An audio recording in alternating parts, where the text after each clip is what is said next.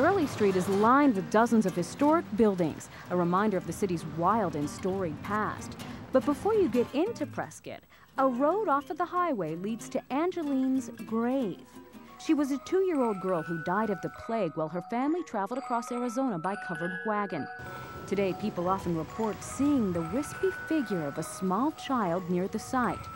Prescott's 3 cemeteries are filled with headstones that date back a century or more. You can't help but wonder how many of these people are still around. But for those with a real hunger for the supernatural, Prescott's hotels fill the bill. So we're hoping Abby will come out and visit us.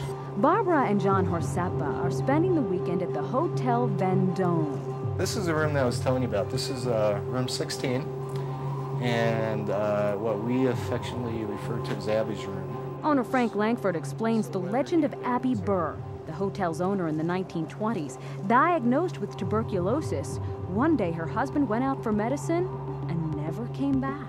And Abby, broken hearted, I would imagine, locks herself in a room with her cat and refused any visitors, any service, wouldn't come out of the room. And eventually the 2 of them died there in the room. People will actually feel her, whether it's a chill that kind of passes through them, or maybe feel a hand or something touch you. Some people will claim to feel her, say, sit on the bed, or feel the cat walk by and brush up against them, or kind of crawl across them at night. And for another chilling tale of lost love, we head to the 75-year-old Hassayampa Inn. A lot of people died here. Judith York has heard many stories. Tables being moved, cool air, like a fan all of a sudden just blowing on you. 3 seconds of that, only a little bit stronger. TV, yeah, going on and off. Lights going on and off.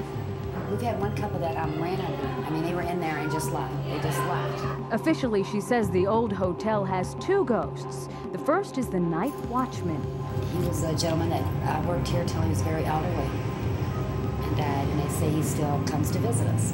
This door right here in the lounge and the back kitchen door would just rattle like somebody's moving it.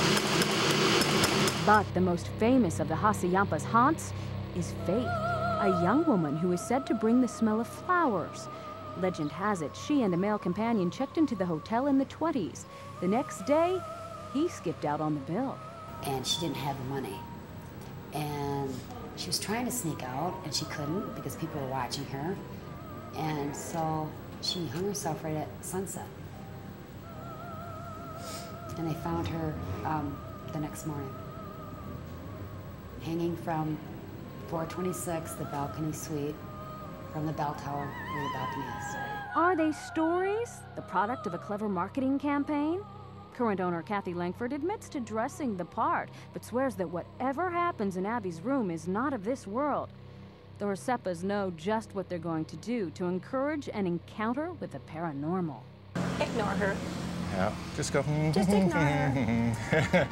And see if she comes around.